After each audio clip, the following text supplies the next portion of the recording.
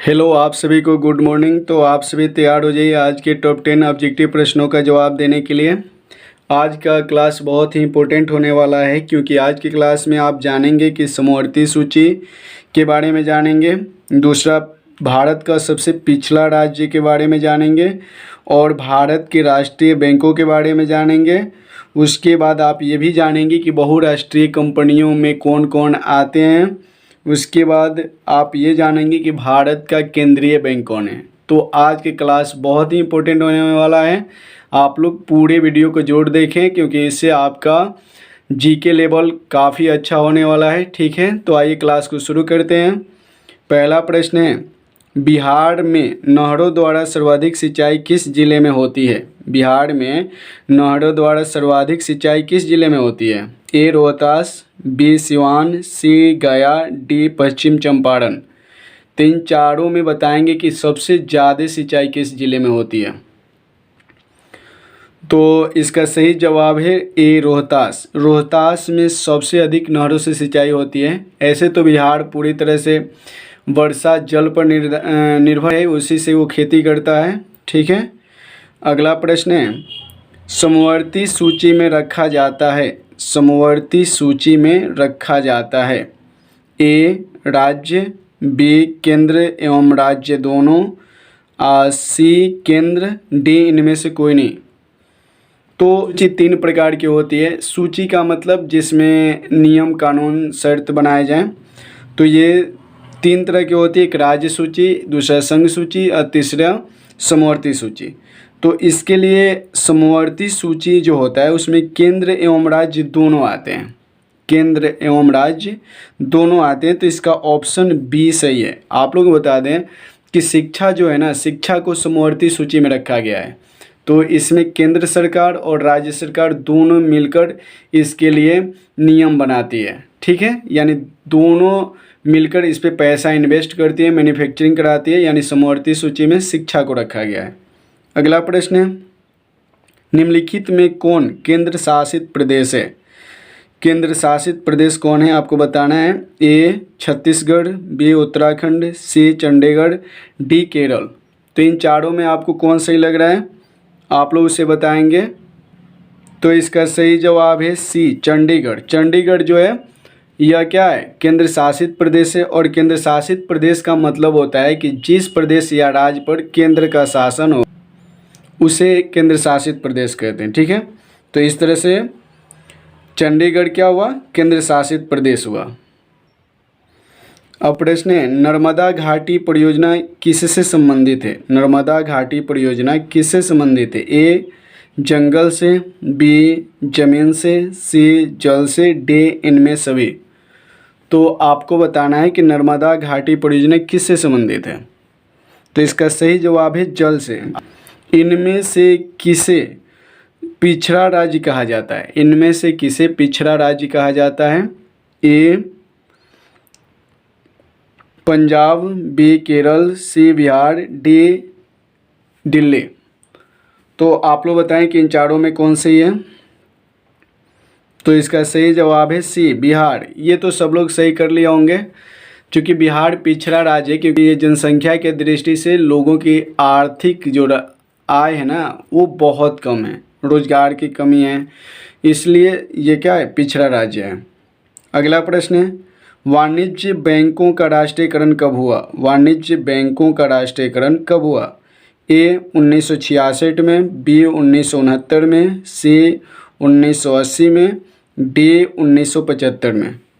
तो आपको बताना है कि राष्ट्रीय बैंकों का राष्ट्रीयकरण कब हुआ, वाणिज्य बैंकों का राष्ट्रीयकरण कब हुआ। तो इसका सही जवाब है 1969। 1969 में जितने भी बैंक थे ना, जैसे state bank, Punjab National bank, India bank, ये सभी बैंकों को क्या किया, राज्य के अधीन ला दिया गया, राष्ट्र के अधीन ला दिया गया। तो ये 1969 में हुआ। अगला प्रश्न है, किस क्षेत्र को द्वितीयक क्षेत्र कहा जाता है? किस क्षेत्र को द्वितीयक क्षेत्र कहा जाता है? ए सेवा, बी कृषि, सी उद्योग, डी इनमें कोई नहीं। तो आपको बताना है कि इन चारों में कौन सही है। तो इसका सही जवाब है सी उद्योग। उद्योग को द्वितीयक क्षेत्र कहा जाता है। आप सभी को पता होना चाहिए कि आर्थिक दृष्टि से अर्थव्यवस्था को 3 क्षेत्रों में बांटा गया है।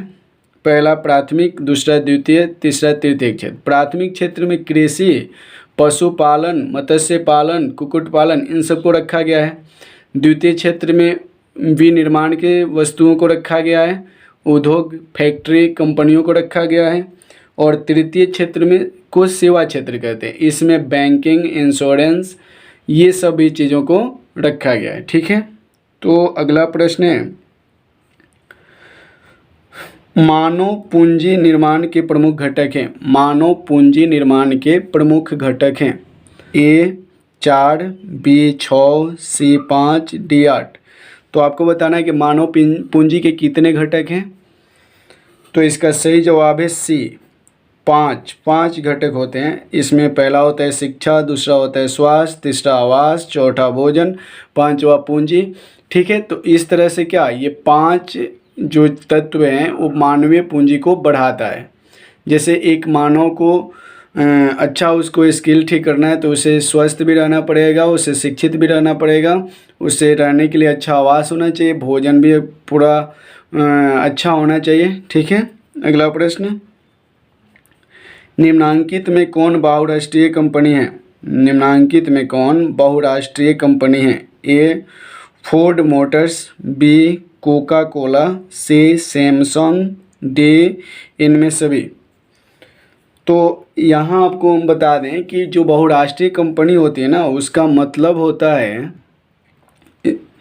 ऐसा कंपनी जिसका एक से अधिक देशों में व्यापार एवं व्यवसाय चल रहा हो, यानी उसकी संस्था एक देश में ही नहीं कई देशों में हो, उसे बहुराष्ट्रीय कंपनी कहते हैं।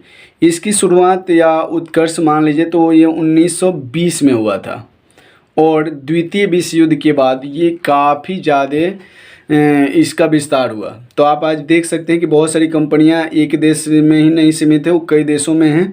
तो यहाँ पर फोर्ड मोटर्स, कोका कोला और सैमसंग, इनकी कंपनी, इन तीनों कंपनी का जो संस्था है ना, लगभग 20-30-40 देशों में है। तो ये क्या हुआ, ये तीनों बहुराष्ट्रीय कंपनी है। तो यहाँ ऑप्शन क्या होगा, डी सही होगा, यानी कि इनमें सभी। अगला प्रश्न, भारत में उपभोक्ता संरक्षण अधिनियम की घोषणा कब हुई। भारत में उपभोक्ता संरक्षण अधिनियम की घोषणा कब हुई। ए 1980, बी 1987, सी 1986, डी 1988। तो इन चारों में आपको बताना है कि उपभोक्ता संरक्षण अधिनियम कब लागू हुआ या कब घोषणा हुआ। तो इसका सही जवाब है 1986। 1986 में उपभोक्ताओं के लिए एक अधिनियम आया। ठीक है, इस तरह से अब तक हम लोगों ने 10 प्रश्नों को हल कर चुके हैं। अब उस प्रश्न की बारी है जिसका जवाब मैं नहीं बताऊंगा, आप लोग कमेंट करके बताएंगे और साथ ही ये भी बताएंगे कि आज के टॉप 10 ऑब्जेक्टिव प्रश्नों में आपको कितने आ रहे थे, यानी आपने कितने खुद से सही ऑप्शन किए। ठीक है, तो उसे कमेंट करके मुझे भेजिए। और ये जो प्रश्न है इसका जवाब सिर्फ और सिर्फ आप लोग देने वाले हैं। तो प्रश्न है, भारत का केंद्रीय बैंक कौन सा है। भारत का केंद्रीय बैंक कौन सा है। A Reserve Bank of India, B State Bank of India, C क्षेत्रीय ग्रामीण bank, D Punjab National Bank. तो इन चारों में जो आपको सही लग रहा है उसे कमेंट करके मुझे भेजिए, मैं आप लोग को रिप्लाई दूंगा सही है या गलत है। तो इस तरह से आप लोग आज के टॉप 10 VVI ऑब्जेक्टिव प्रश्नों को किया और इसके आप लोग एक कॉपी में नोट्स भी बना लीजिए जो आपके बोर्ड एग्ज़ाम में बहुत ही हेल्पफुल होने वाला है। और मैं ये कह रहा हूँ कि यदि आप हमारे डेली वीडियो देखते हैं, यानी रोज़ सुबह 5 बजे जो वीडियो जारी होते हैं उसको देखते हैं, तो आपके बोर्ड एग्ज़ाम में एक भी ऑब्जेक्टिव नहीं छूटेंगे, पूरा फुल गारंटी है। ठीक है, तो आज के क्लास यहीं समाप्त होता है। धन्यवाद।